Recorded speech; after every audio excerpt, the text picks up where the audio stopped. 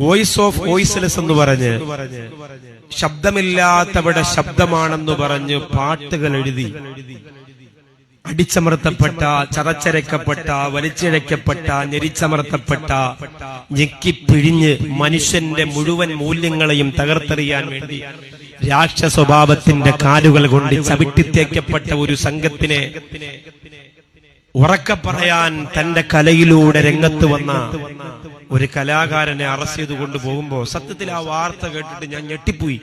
കാരണം അയാൾ പലപ്പോഴും പറഞ്ഞത് സോഷ്യൽ മീഡിയയിൽ മുഴച്ചു നിന്നിരുന്നു, മക്കളെ നിങ്ങൾ കള്ളു കുടിക്കരുത്, നിങ്ങൾ ലഹരി ഉപയോഗിക്കരുത്, നിങ്ങളുടെ അമ്മയെ പൊന്നുപോലെ നോക്കണം, നിങ്ങളുടെ അച്ഛനെ പൊന്നുപോലെ നോക്കണം, നിങ്ങൾക്ക് അവരേ ഉള്ളൂ എന്നൊക്കെ പറയുന്ന മൂല്യമുള്ള വാക്കുകൾ പറഞ്ഞ ആള് ലഹരി ഉപയോഗിച്ചെന്ന് കേട്ടപ്പോൾ ഞെട്ടിപ്പോയി. പക്ഷെ ഒരു സമാധാനം ഉണ്ടായത്, ലോകത്തൊരു ലഹരി ഉപയോഗിച്ചവരും പറയാത്തൊരു വാക്ക് അദ്ദേഹം സ്റ്റേഷനിൽ നിന്ന് ഇറങ്ങി വന്നപ്പോ പറഞ്ഞു.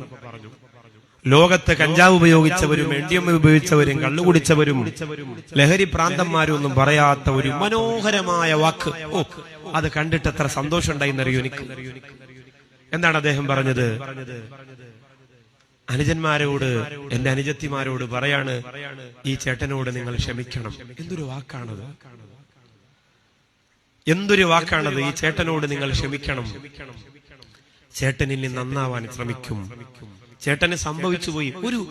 ഒരു കുടിയൻ ഏത് മേഖലയിലാവട്ടെ, ഇന്നുവരെ ഏതെങ്കിലും ഒരു സിനിമാ നടൻ പറഞ്ഞിട്ടുണ്ടോ അങ്ങനെ ഒരു വാക്ക്?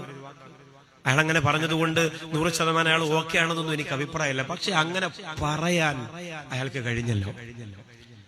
അടിത്തട്ടിൽ കിടക്കുന്ന ആർക്കും വേണ്ടാത്ത പാവങ്ങൾക്ക് ഒരു സന്തോഷമുള്ള വാക്കായിരുന്നു. അദ്ദേഹത്തിന്റെ ചില വരികളിൽ ഫലസ്തീനിൽ ചതച്ചരക്കപ്പെട്ട പാവങ്ങൾ പോലും ഉണ്ട് എന്നറിയുമ്പോ അത്ഭുതം തോന്നിപ്പോയി. എങ്ങനെയാണ് പിന്നെ വർഗീയ രാക്ഷസന്മാർക്ക് അദ്ദേഹത്തിനോട് വെറുപ്പ് വരാതിരിക്കുന്നത്? എന്തെങ്കിലും പറഞ്ഞ് ഇപ്പൊ വിട്ടത് ഞാൻ പറയുന്നു, ഇപ്പൊ വിട്ടത് കാര്യമാക്കണ്ട, അയാളെ ഉടനെ പിടിക്കപ്പെടും. എന്തെങ്കിലും ഒരു കുരുക്ക് ആ പാവപ്പെട്ടവന്റെ കഴുത്തിലേക്ക് എറിയാൻ രാക്ഷസന്മാര് കാത്തിരിക്കുന്നുണ്ട്. ആ ചൂണ്ടയിൽ ചെന്ന് വീഴാതിരിക്കാൻ അയാൾ ശ്രമിക്കട്ടെ എന്ന് മാത്രമേ എനിക്ക് പറയാനുള്ളൂ.